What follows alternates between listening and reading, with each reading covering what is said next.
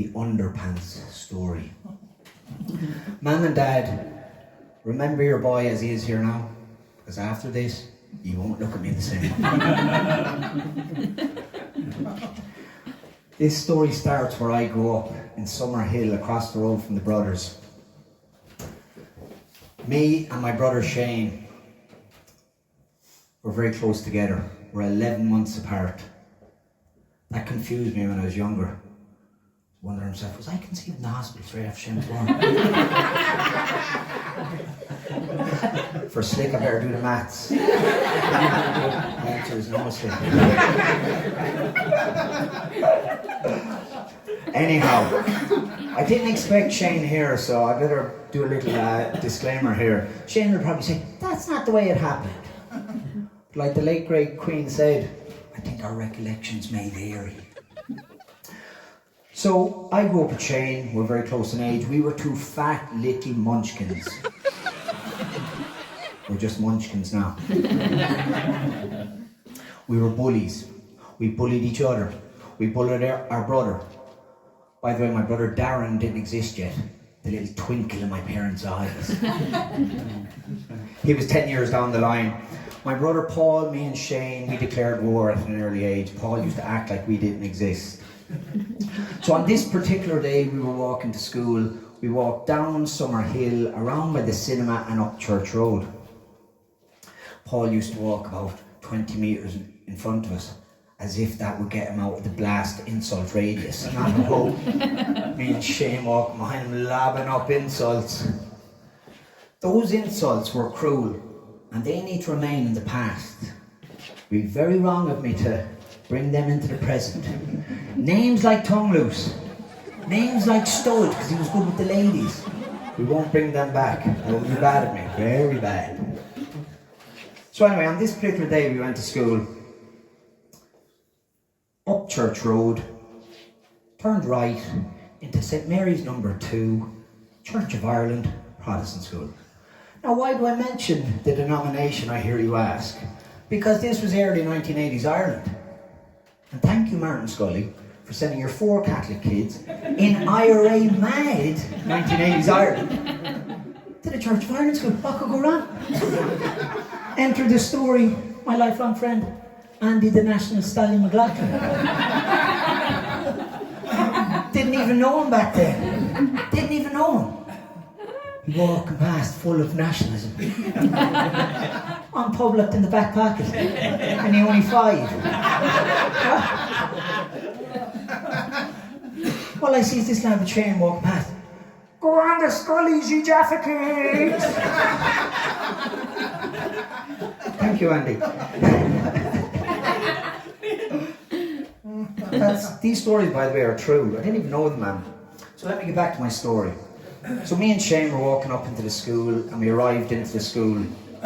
Like I said, we thought we owned the world, me and Shane. I was his foot soldier, he was the boss leader. So it's a very small school. I was in junior infants, Shane was in senior infants. And with these little tiny chairs, and I have to repeat, I was a fat young man, it's a part of the story. So you can picture me sitting on the seat here, looking angelic, looking friendly. Shane writing my eyeline over there. Alright, bud. There was mischief in the air this day, boy. I knew something was up, so... Alright, pal, what are we going to do today? Shane's sitting there like an evil genius like this, lad. You're going through the chair today, Chunky. He used to call me Chunky. Of course, I didn't know what was going on. I wasn't the brightest kid. So I better give you a visual. Here's what he was commanding. You've the little seat there, you've the little uprights, and you know the backrest. He wanted me to go through the chair. Well, I love the challenge, I do. I love the challenge. Not a bother, bud. Jesus, this is going to be great.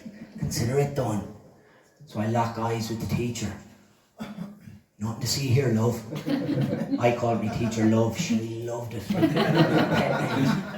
Cheeky wink to my brother. Be with you in a minute here. So I decided on a hands on the desk like this. Oh, I used to be more flexible when I was younger.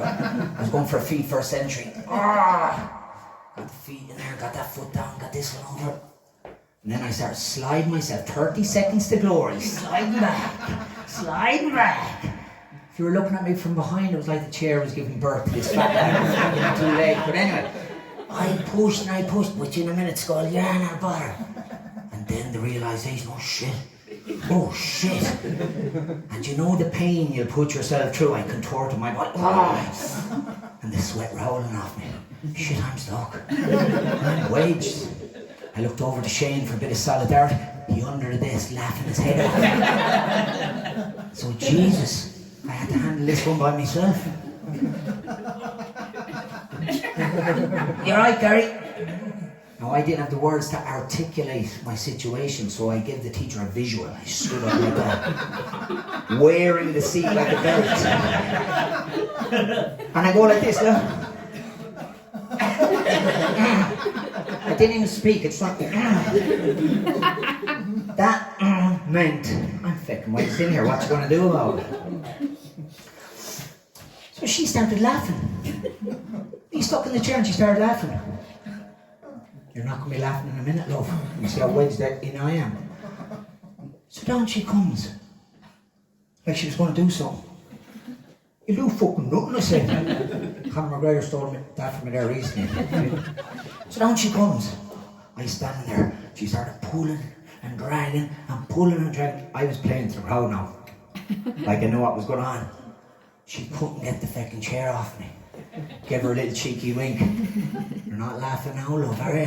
It's the way it's gone, isn't it? Then I held eye contact like this, look. And I started edging over like this. Fist bump. Scully's 1-0. Then the crowd knew what was going on. I was playing him. What you gonna do now? So what she did was, she went in and got her, the teacher from next door, Mrs. Shaw. I joke you not, she went in and got the other female teacher who walked into the room and started laughing. I said, you won't be laughing in a minute, darling. I used to call her darling, she loved it. So they were going on as if they were in control of the situation. I was too happy with it. It was my prank after all. I intentionally got stuck. So when they started coming down, I said, I better regain control here. I better do something off the cuff. So I just went like that, into a Vogue pose. Come and get me, ladies. Down they came, they pulling and they dragging, and I holding the pose. Come on, ladies. It didn't budge. So I smacked Mrs. Shaw in the ass. You're not laughing now, darling, are you? You'll notice with my stories, by the way, they're 99% true with petty put embellishment. Just a little bit, you won't notice that then parts though. So anyway, the two teachers were looking at me like I was shit on their old boots. So I held their eye contact and I went like this. They did a little moonwalk over to the brother. Fist bump. Scully's 2-0. What are you gonna do now? So you think this story can't get any worse. There's a certain team coming along here, it can get a lot worse. So what did the ladies do? They did what any ladies do when they're under pressure. They ring the man. Yes, you do, ladies. The man in this case happened to be, jeez, I'm not making this up, Reverend Towers, the Reverend from down the road. The fuck rings the priest to come down and get the boy stuck in the chair, out of the chair. You can't make this up. So he drove up. There were no cars at the time. I hated him already. Going like a pimp, walking in. From the Conor McGregor. Oh, Jesus. Walked in the door. He started laughing. You won't be laughing in a minute, Padre, when you come down here and see how stuck I am. So the three of them walking down full of intent. I just struck a pose like that. Come and get me, lads. And they pulling and they dragging. I felt uncomfortable. I said, I better break the tension with an old joke. Whispered into the father's ear, Jesus, this is some menage a trois, what? At one stage, when they were thought they were making some progress, which they weren't, the father's ear came very close to my mouth. I was starving at this stage. Can you picture what happened? Just got closer and closer. And I whispered into his ear, hurry on, father, I'm fucking starving. He didn't think I was going to eat his ear there or something, did he? I'm not a fucking animal, lads. Jesus Christ. Anyway, they couldn't get me out of the chair. So for my little swan song, I held the traitor's gazes. And I started going like this. Boom. Scully's 3-0, what you gonna do? You think the story can't get any worse, don't you? It can. Sweet Jesus, am I really gonna tell this? I am, I suppose. So they get into a little scrum huddle. Whoever came up with this idea, if it was the Reverend, he's perverted and wrong. So I like to think it was one of the ladies. Let's strip him down to the underpants. Oh, sweet Jesus Christ. There's a couple of issues here. Let me go through them. Number one, I was a fat young man. I'm not as body confident then as I am now. Back then, I looked a bit like Slick. Half chewed toffee, melted candle look. So, that's problem number one. Problem number two, sure, there's a good chance I went to school commando. I was a very advanced junior infant. I said, I better check here, oh sweet Jesus. Which led to problem number three. I must have been rushing that morning. Must have just ripped the hand in and didn't check, because I was wearing purple Y-fronts. You know, lads, I'm joking not. Purple Y, I remember to this day, I had a certain street cred to keep up here. No street cred withstands purple Y-fronts. And the little Y at the front was lovely and white. Although, let's be honest, it was probably stained yellow by this stage. And then it dawned on me, oh shit. You'll resonate with this, Slick. Those underpants could be skid marked to the high heavens. You know what I mean, Slick? You know what I mean? You know. And then I said to myself, Jesus Christ, maybe I didn't obey the rule. Yellow to the front, brown to the back. You know what I'm talking about. Stop there if you don't know what I'm talking about, you cheeky monkeys. Yes, you do. So anyway, the end of this story is locked back there in the recesses of my mind with a door with a sign on it. Better never remember that. Suffice to say, I was stripped down. They did get me out of the chair, obviously. We gave Shane Scully the Heimlich. He was laughing so much. The two teachers did 6 months counselling, best 6 months of their life. And the Reverend offered me the demonic chair boy and all exorcism and used me in a sermon, I think, up till this day. Anyway, the underpants story. Thank you.